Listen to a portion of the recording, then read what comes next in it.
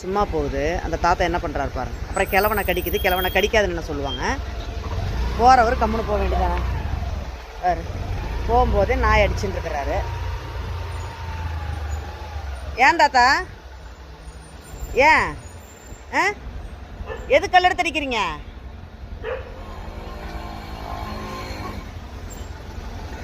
எதுக்கு கல்லெடுத்து அடிக்கிறீங்க? ஊளை விடுதா? நீ நடக்கிறது கூட தான் அதுக்கு பிடிக்கல, அதுக்காக ஊளை அடிக்கக்கூடாதுங்க. நாயை கல்லெடுத்து அடிக்கூட சட்டப்படி தப்பு. மருந்து வச்சு கொல்ல போகிறேன். மருந்து வச்சு கொல்ல போறீங்களா? முகத்தை காட்டுங்க. அப்படியா? மருந்து வச்சு கொல்ல போறியா? இந்த வயசுல கம்பி என்னணுமா?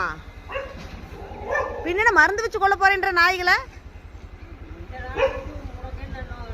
ஓ அப்படியா? அந்த நோக்காடு நாளைக்கு வந்து சொல்றேன். நான் நாய் மருந்து வச்சு நீ கொண்டுருவ? வயசான காலத்துல என்னது நீ பாரு வேலைய. மருந்து வச்சு கொள்ளுவேன்ற நீ? வயசாச்சோட கொஞ்சம் கூட அறிவு இருக்குதா உங்களுக்கு? என்னது நீ எதுக்கு ரோட்டில் நடக்கிற? கல்லெடுத்து அடிச்சுக்கிட்டு கடிக்காம என்ன பண்ணும்?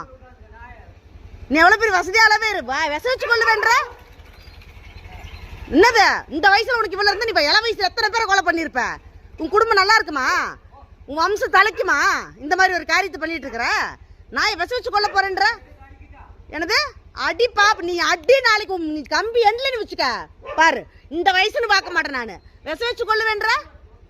ரோட்ல அப்புறம் நாய் கடிக்காம என்ன பண்ணும்? உன்ன மாதிரி ஆளுகளை பார்த்தா நாயை கல்லெடுத்து அடிச்சுட்டு இருந்தாரு. அப்படி அடிக்காதீங்க தாத்தா, தப்பு. வயசான காலத்துல இப்படி பண்ணாதீங்கன்னா நாய் ஊழையிடுதான். ஊழையிடுறது அதோட குணம். ஊழையிடுறதுக்கு நீ அடிச்சுன்னா என்ன பண்ணுவாங்க? உடனே நாயை நான் விச வச்சு கொள்ள போறேன் பாருன்றாரு. வயசான காலத்துல புத்தி வேண்டாம். என்ன போங்க, வயசானவர் அடக்கி வைக்கிறதுக்கு நம்ம இது இல்லை. நமக்கு என்ன சண்டை? நாய் விச நாய்களுக்காக எத்தனை சட்டங்கள் இருந்துகிட்டு இருக்கு. நாயை விச வச்சு கொள்ளுவேன் இருக்கிறாரு அவங்க. நீ விச வெய்ய வாரு, உன் வம்சமே எப்படி வழங்குதுன்னு. நீ வச்சு பாரு. நான் இருக்கிற ஏரியால நாய்க்கு நீ விச வச்சுட்டு நீ மீண்டுருவேன்னு பாத்துறேன் நான்.